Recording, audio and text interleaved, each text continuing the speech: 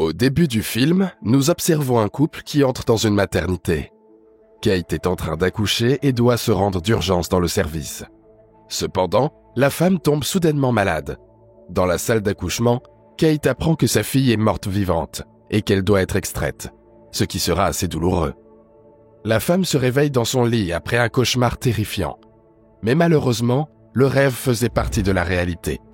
Kate avait en fait récemment perdu un enfant né non viable. La femme discute de son cauchemar avec un psychiatre. Le médecin félicite Kate d'avoir lutté contre son addiction à la boisson. La femme fait également part au psychiatre de ses doutes quant à l'adoption d'un enfant. Après la séance, Kate se rend dans une école pour sourds-muets. De là, la femme vient chercher sa fille, prénommée Maxine. De retour à la maison, Kate joue du piano, essayant de composer un nouvel air. La femme est interrompue par Maxine qui joue au ballon.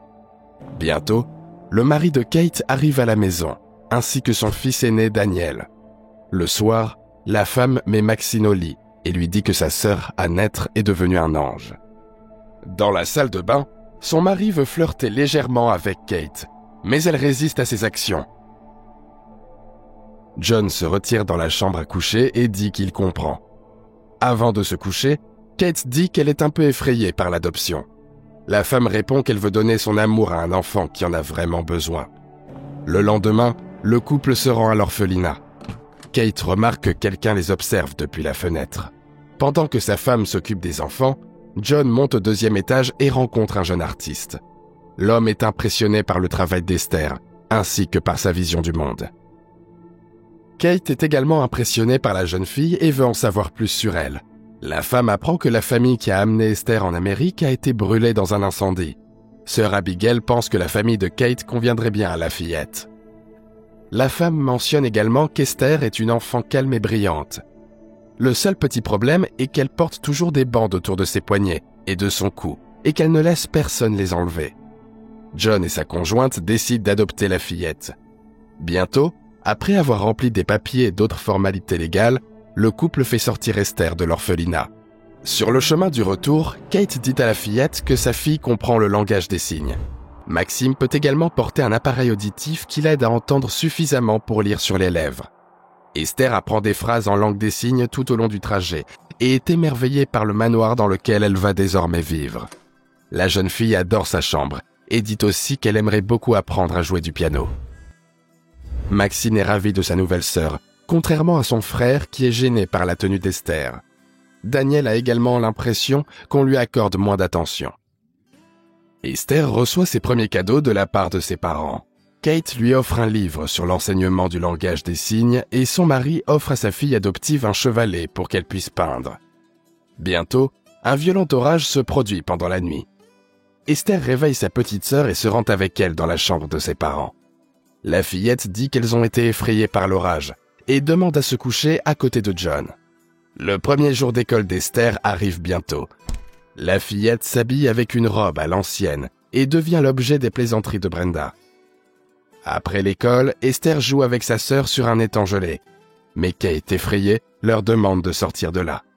Pendant ce temps, Daniel joue au paintball et touche accidentellement un pigeon. Le pigeon survit mais souffre. Esther s'approche et dit que le garçon doit rendre le sort de la créature plus facile. Daniel dit en pleurant qu'il ne peut pas faire ça. Alors la jeune fille achève elle-même le pigeon. Le soir, Esther prend un bain et ferme la porte. Kate dit qu'il n'est pas d'usage chez eux de s'enfermer dans une pièce. Esther propose de chanter comme elle le faisait à l'orphelinat, pour que Kate puisse s'assurer qu'elle va bien. Pendant que la jeune fille se lave, la femme décide de ranger ses affaires. Dans le tiroir d'Esther, Kate trouve un étrange livre de prière dans lequel est enfermée la photo d'un homme. La femme le fait tomber bruyamment, puis le remet rapidement en place pour ne pas se faire prendre.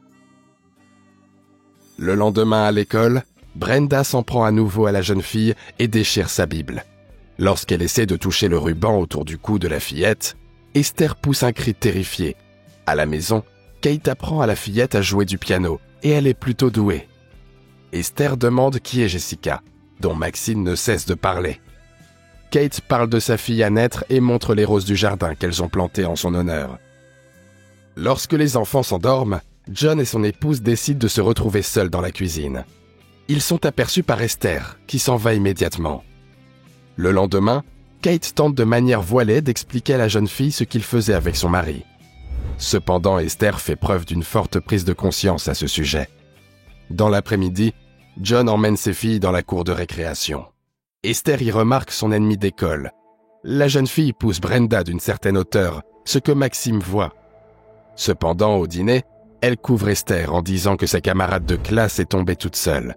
Daniel, quant à lui, fait une scène. Il est en colère contre la façon dont Esther mange proprement, se comporte et s'habille. Daniel traite la fille de tous les noms et lui dit qu'elle devrait retourner à l'orphelinat. John punit le garçon en fermant sa cabane et en lui enlevant les clés. À la boutique, Kate reçoit un appel d'une femme de l'orphelinat. Esther est très nerveuse et demande à Maxine de lire sur les lèvres ce dont elle parle. De retour à la maison après des affaires, Kate entend sa fille adoptive jouer sans faute Tchaïkovski au piano. Esther dit qu'elle a menti pour s'entendre avec cette femme, car il doit être frustrant pour tout son amour de la musique d'avoir un fils qui ne s'intéresse pas au piano et une fille qui n'entend pas et ne sait pas jouer. Kate a une conversation avec son mari, car elle est fâchée que sa fille adoptive lui ait menti. Cela dégénère rapidement en une énorme dispute, avec des réminiscences de l'infidélité de John et de la dépendance de sa femme. En écoutant les cris, Esther sourit d'un air satisfait. Bientôt, la famille reçoit la visite d'une sœur de l'orphelinat. Celle-ci raconte au couple qu'il y a toujours eu des accidents étranges près d'Esther. La sœur a l'intention de contacter l'orphelinat du pays où la fillette est née. Malgré les critères de John, Kate se range à l'avis de la femme et veut montrer Esther à un psychologue. La fillette entend la conversation et décide d'agir. Avec Maxine, elle sort un marteau et court vers l'un des virages de la route. Esther pousse la jeune fille sous les roues de la voiture, ce qui la fait s'arrêter. La femme essaie de réconforter Maxine, mais Esther la frappe à la tête avec le marteau. Esther demande alors à sa sœur de se calmer et de l'aider à dégager la femme. La femme est vivante, mais Esther termine ce qu'elle a commencé. Ensuite, Maxine et elle cachent la femme. Esther emporte le marteau et la robe souillée dans une cachette de la cabane. La jeune fille explique ensuite à Maxine que la sœur de l'orphelinat était une mauvaise femme et qu'elle aurait pu la reprendre. Esther obtient de la jeune fille la promesse qu'elle ne la trahira pas. Lorsqu'elle quitte la cabane, elles sont repérées par Daniel. Pendant la nuit, Esther menace le garçon et exige qu'il ne parle à personne de ce qu'il a vu. Le lendemain, la jeune fille est emmenée chez un psychologue. Cependant, celle-ci pense qu'Esther est une fille brillante et affable qui traverse une période difficile. La psychologue pense également que Kate crée des tensions entre elles et gâche leur relation. De retour chez elle, la femme reçoit un appel de l'orphelinat. Il s'avère que la sœur Abigail n'est pas rentrée chez elle. La police se met à sa recherche et ne tarde pas à trouver son corps. Kate continue de douter qu'Esther aille bien. La femme essaie d'obtenir des informations sur elle auprès de l'ancien orphelinat. Kate pose la question aux enfants, mais ils disent tous les deux qu'ils s'entendent bien avec Esther. John décide de passer plus de temps avec la jeune fille et lui dit de faire plaisir à sa maman adoptive. Esther coupe pour Kate des roses qu'elle a plantées en souvenir de sa fille à naître. Celle-ci devient hystérique et s'en prend presque à sa fille adoptive en l'attrapant par le bras. Pendant la nuit, Esther lui blesse volontairement la main avec une pincetto. La jeune fille vient voir Jean et se plaint auprès de lui de la douleur qu'elle ressent dans son bras. L'homme emmène Esther à l'hôpital et apprend qu'elle souffre d'une fracture. À la maison, John regarde sa femme avec jugement et lui demande de rester en bas. Esther, elle, passe la nuit dans la chambre de ses parents. Kate prend un verre pour faire face à son anxiété.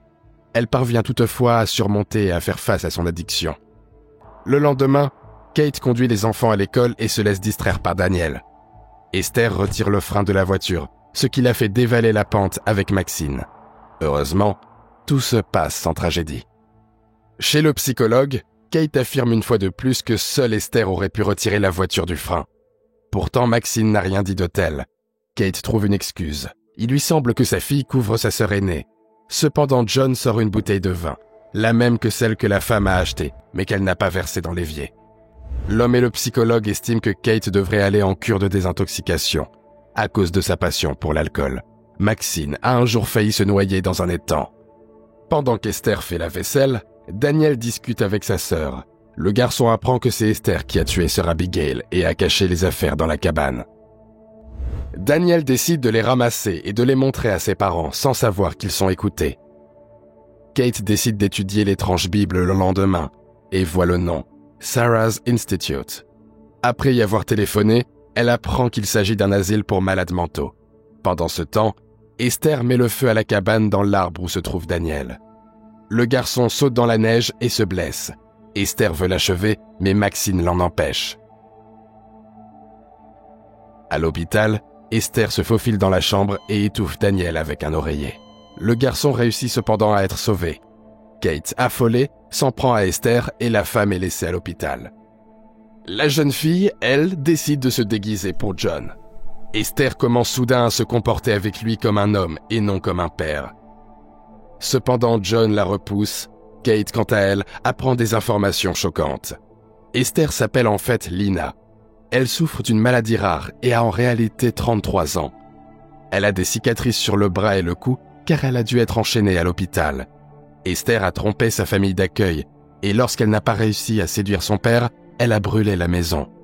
John se rend dans la chambre de la jeune fille et après avoir allumé la lumière ultraviolette, se rend compte que ses peintures contenaient une étrange signification supplémentaire. Arrivée chez elle, Kate constate que son mari est déjà mort. Esther blesse la femme et elle doit s'enfuir sur le toit. Pendant ce temps, Esther cherche Maxine dans la serre pour la détruire. Kate tente de distraire la jeune fille et tombe volontairement sur elle. Par la suite, la femme prend Maxine par la main et marche avec elle dans les bois. La police que Kate avait appelée au préalable arrive à la maison. Esther attaque la femme au bord de l'étang avec un couteau et elles tombent toutes les deux sous l'eau. Heureusement, Kate réussit à gagner. À la fin, Maxine et elle sont sauvées. C'est la fin du film. Merci à tous d'avoir regardé ce film jusqu'au bout. Donne un like à cette vidéo et écris dans les commentaires ce que tu penses de ce film. Et à bientôt dans de nouvelles vidéos.